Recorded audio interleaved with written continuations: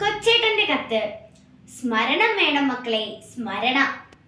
സ്നേഹമുള്ള DCL കൂട്ടുകാരെ, ഒരു ദിവസം അതിസമ്പന്നനായ ഒരു മനുഷ്യൻ റോഡിലൂടെ നടക്കുമ്പോൾ ഒരു ഭിക്ഷക്കാരനെ കണ്ടു.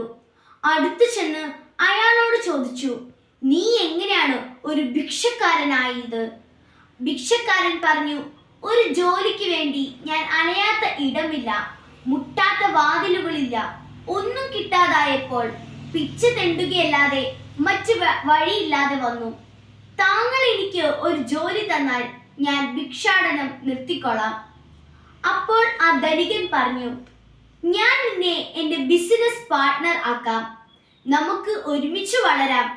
ഭിക്ഷക്കാരന്റെ ഹൃദയം നിറച്ച് നിശ്ചലമായതുപോലെ തോന്നി.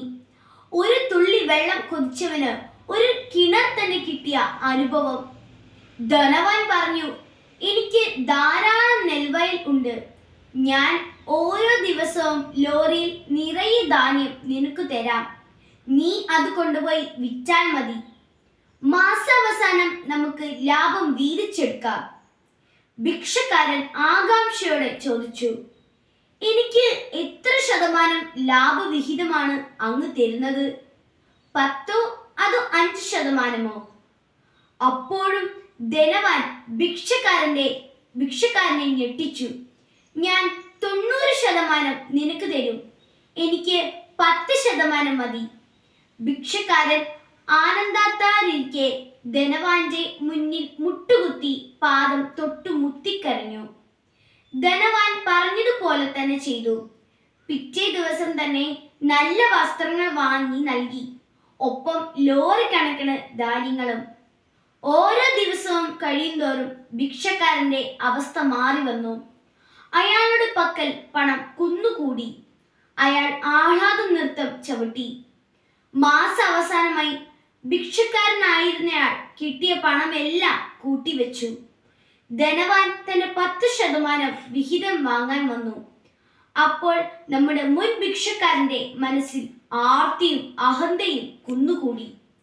അയാൾ ഇങ്ങനെ ചിന്തിച്ചു, ഞാനല്ലേ രാപ്പകൽ അധ്വാനിച്ചത്, മുതലാളി ഒന്നും അറിഞ്ഞിട്ടേയില്ല, എന്റെ വിയർപ്പ് എന്റെ കിതപ്പ്. അതിനാൽ മുതലാളിക്ക് 10% എന്നല്ല, ഒന്നും കൊടുക്കേണ്ട ആവശ്യമില്ല. ആ ധനവാൻ വന്ന് അവന്റെ വാതിലിൽ മുട്ടിക്കൊണ്ടിരുന്നു. എന്നാൽ അയാൾ വാതിൽ തുറന്നില്ല.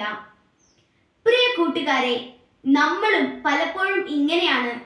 2026 എന്നൊരു പുതുവർഷത്തിലേക്ക് നമ്മൾ കടന്നു കഴിഞ്ഞു. നമ്മൾ എങ്ങനെ ഇതുപോലെ വളർന്നു, നമ്മൾ എങ്ങനെ ഇന്നു വരെ എത്തി എന്ന് ചിന്തിച്ചാൽ ഈ കഥയുടെ പൊരുൾ ഉള്ളിൽ തെളിയും.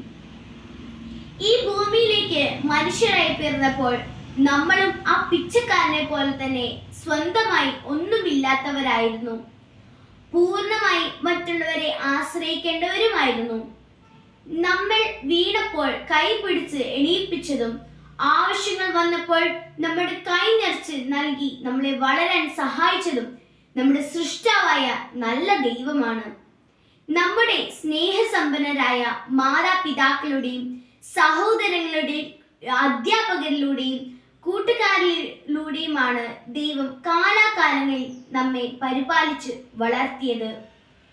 ഇന്ന് നമ്മൾക്കുണ്ട് എന്ന് നമ്മൾ അഭിമാനിക്കുന്ന നമ്മുടെ ജീവൻ, നമ്മുടെ വിശ്വാസം, സ്വഭാവം, ജീവിത മൂല്യങ്ങൾ, നമ്മൾ സ്വന്തമാക്കിയ നേട്ടങ്ങൾ, അറിവ്, വിപുലമായ സൗഹൃദ വലയം എല്ലാം നമുക്ക് എങ്ങനെ കിട്ടി?